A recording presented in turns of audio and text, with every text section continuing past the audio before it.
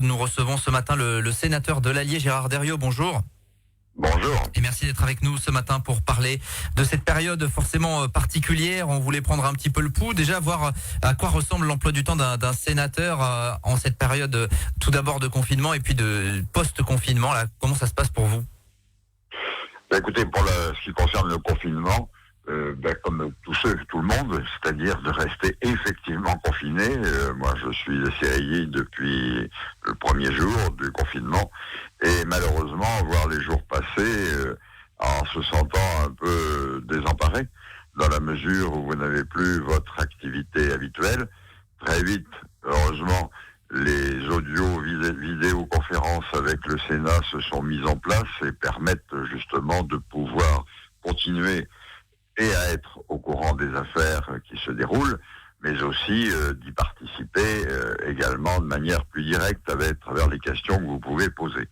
Mais je dois dire que ce sont quand même des périodes extrêmement longues. Oui, forcément. Depuis la sortie du confinement, d'ailleurs, est-ce que les travaux du Sénat ont repris un petit peu différemment ou vous continuez à privilégier audio et visioconférence?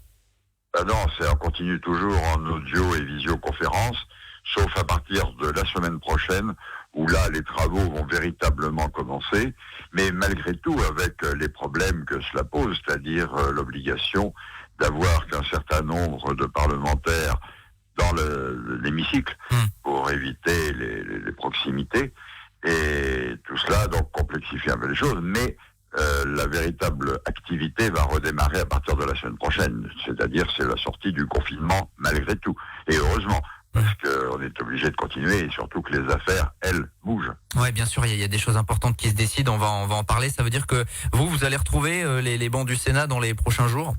Voilà, la semaine prochaine, mardi, voilà. Ça va être ça. Avec quoi? C'est quoi le sentiment? C'est de l'enthousiasme, l'impression à nouveau de pouvoir être vraiment au cœur de l'action? Alors oui, ça effectivement, c'est aussi ce qui vous manque, c'est que vous n'êtes plus réellement au cœur de l'action, vous n'êtes plus plus près du déroulement de l'activité globale du pays. Eh bien là, retrouver tout cela, c'est extrêmement important et je pense très utile, parce qu'on voit bien que les assemblées, elles ont tenu le coup malgré tout. Alors justement, le Sénat, il y a quelques jours, avant la sortie du confinement, avait rejeté finalement le plan de déconfinement de l'État. Quel est votre point de vue, vous, vis-à-vis de cela?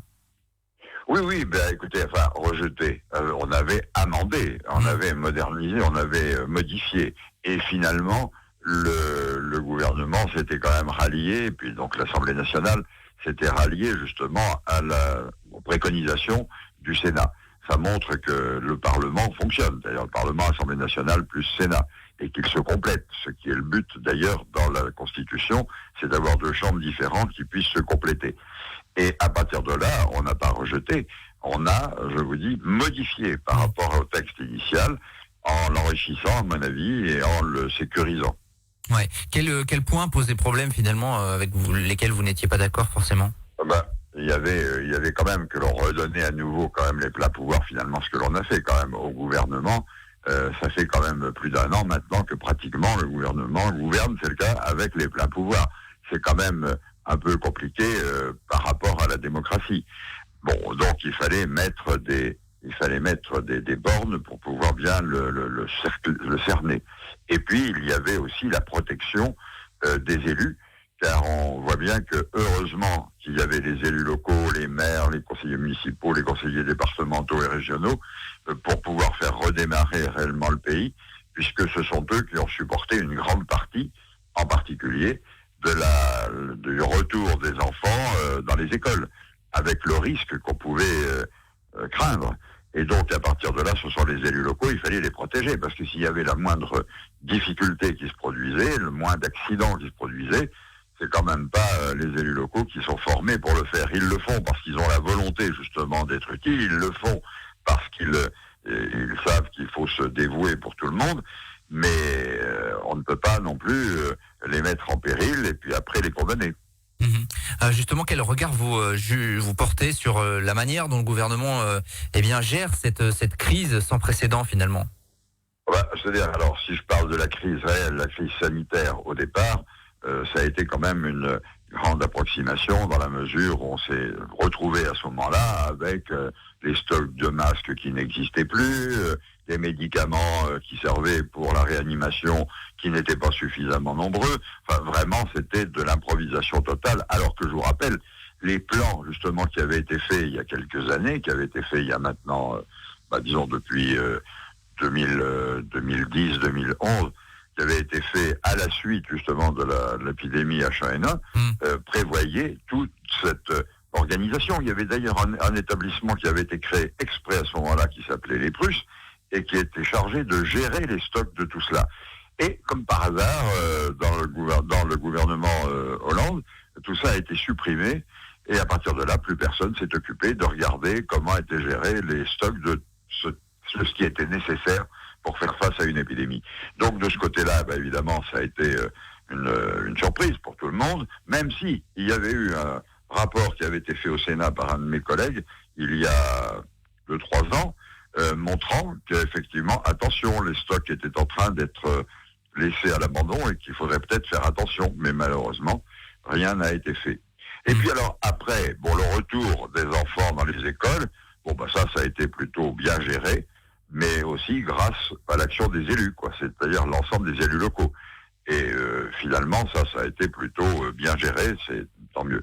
Je reviens à ma histoire de masque, ce qui est quand même inquiétant, c'est ce qu'a déclaré le président de la République hier, je crois que c'était hier ou avant-hier, qu'en fait, il n'y avait jamais eu de stock insuffisant. Il a dit qu'il y avait eu des tensions, mais pas de pénurie. Des tensions, mais voilà. Non, mais attendez, on se moque du monde, là. Enfin, franchement, c'est complètement invraisemblable. Je me demande par moments ce qui se passe. Mais peut-être qu'il a raisonné exclusivement pour l'hôpital. Ça, c'est possible, parce que là, il n'y a peut-être pas eu de manque réel, mais il y a eu des tensions très fortes par rapport aux masques, par rapport aux produits. Mais la santé en France, ça n'est pas que l'hôpital, c'est en particulier les cliniques privées, d'ailleurs, que l'on avait réquisitionnées, mais qui, pour la plupart, n'ont jamais été sollicitées. Et puis, la médecine de ville, entre les médecins, les infirmiers à domicile, les aides-soignants à domicile, tout cela, ça fait partie de la santé publique. Et donc là, par contre, les manques ont été flagrants. C'est invraisemblable d'aller dire ça après, de se trouver... c'est du déni de réalité, quoi. Ouais, c'est le gros point noir pour vous de cette gestion de crise. C'était ça. C'était le fait qu'une crise, une épidémie en particulier, comme ça, là, vous ne pouvez que difficilement la prévoir, même si, manifestement, on l'a su quand même très en amont. On l'a su dès le mois de décembre, il faut bien ce qui se passait en Chine. Et là, on a trouvé le moyen de changer de ministre de la Santé en plein moment de la difficulté. Et alors là, il y a quand même quelque chose qui ne va pas, quoi. C'est invraisemblable. C'est quand même pas au milieu que vous ne changez pas de bateau au milieu du gué. Hein. Faut absolument être... peut-être qu'il y avait des choses à rechanger, mais ça, c'est logique, c'est normal. Mais on ne change pas de pilote. Hein. Enfin bon. Et là, ça a été quand même extrêmement néfaste. Pour tout le monde, de toute façon. Puis rien que l'image, et la confiance que le peuple perdait, vis-à-vis du gouvernement. Il y a justement une commission d'enquête parlementaire qui va être missionnée pour finalement débriefer un petit peu cette période-là. Vous souhaitez y prendre part? Comment ça va se passer? Ça, on verra. Hein. On verra. De toute façon, c'est à partir de la commission des affaires sociales du Sénat, puisque c'est une commission d'enquête parlementaire, mais du Sénat, parce que c'est quand même celles qui vont jusqu'au bout des problèmes, et non pas escamoter pour faire plaisir à la République en marche. Donc, on le saura dans le mois de juin, hein, puis on verra comment la répartition se fera entre les différents groupes. Il y a un autre sujet qui alerte les élus en ce moment, c'est ce fameux deuxième tour des élections municipales. Vous, quelle est votre position là aujourd'hui à dire est-ce qu'il faut le faire ou pas d'ici la fin juin? Écoutez, on a eu la catastrophe du premier tour qui était une monstruosité, puisque avouez quand même qu'on décide de faire le premier tour des municipales et dès le lendemain, et on avertit la veille ou l'avant-veille, on avertit qu'on va avoir le confinement. Pensez bien qu'il y a eu une abstention terrible, parce que la plupart des gens ont dit « moi je ne veux pas aller me fourrer dans des affaires où je risque d'attraper une maladie dont je ne me remettrai pas ». Et donc là, pour le mois de juin, personne ne sait dans quelle situation sanitaire on se retrouvera. Moi, je pense que dans ces cas-là, mais manifestement, on ne sait pas gérer les crises réelles, on prend le maximum de précautions, c'est-à-dire qu'on reporte le plus possible l'élection en particulier, pour qu'il n'y ait pas ce contact avec peut-être une deuxième vague, peut-être, on ne sait pas, une deuxième vague de Covid-19. Mais vous savez, quand on dit gouverner, c'est prévoir, c'est dans tous les domaines. C'est-à-dire qu'il faut prendre la mesure de tout et prendre à partir de là ce qui a le moins de risques et qui est le moins mauvais. Qu'on reporte les élections municipales et la totalité des élections municipales, parce que le premier tour ne s'est quand même pas déroulé dans des conditions normales, eh bien, qu'on reporte d'un an, c'est arrivé d'autres fois. Et même s'il faut décaler d'autres élections, qu'est-ce que ça peut faire ? Eh bien non, on est en train de s'arc-bouter sur quelque chose qui peut être très dangereux et qui finalement montrera peut-être qu'au mois de juin, on sera obligé de dire « Ah ben non, finalement, il y a eu un redémarrage où il y a eu suffisamment de clusters, c'est grave, c'est gênant, ce qui est vrai. Et à ce moment-là, on dira, bon, on va reporter. Ben, reportons tout de suite et on n'en parle plus. Puis comme ça, le pays peut travailler. Il y a la problématique des sénatoriales prévues l'année prochaine qui doivent d'ailleurs, qui concernent l'Allier, qui nous concerne évidemment. Pas l'année prochaine, c'est cette année. Oui, 2020, oui, septembre 2020, ça repousserait effectivement. Bon, vous dites, voilà, c'est pas un problème, ça. Ça m'est arrivé déjà d'avoir des élections sénatoriales reportées d'un an. Dans mon premier mandat, qui était un mandat de 9 ans, entre 98 et 2008, eh bien, entre 98 et 2008, eh bien, on a été reporté d'un an. Et alors, ça s'est passé. Oui, vous dites. Bon, pourquoi pas ? Faut prendre des décisions et pas des demi-décisions, puis en ayant peur de ce nombre, et surtout en faisant prendre des risques à la plupart des personnes qui seront des candidats ou qui seront des assesseurs. Franchement, vous savez, on a fait le principe de précaution il y a quelques années dans la Constitution. C'est peut-être gênant et embêtant par moment, mais de notre côté, c'était véritablement pour protéger finalement la population. Eh bien là, on est carrément dans cette situation. On ne sait pas, et ça on peut le reprocher à personne, puisque c'est un nouveau virus, une nouvelle diffusion, on peut se dire on ne sait pas, prenons les précautions, reportons les rassemblements qui sont effectivement la source de bon nombre de difficultés. Merci Gérard Deriot d'avoir été avec nous ce matin. Je vous en prie, merci. Sénateur de l'Allier. Merci d'avoir été avec nous. Interview évidemment que vous retrouvez, chers auditeurs, en podcast d'ici quelques minutes. 7h56 sur RJFM. 7h45, l'invité du jour. En direct sur 92.3 et en Facebook Live vidéo sur la page RJFM.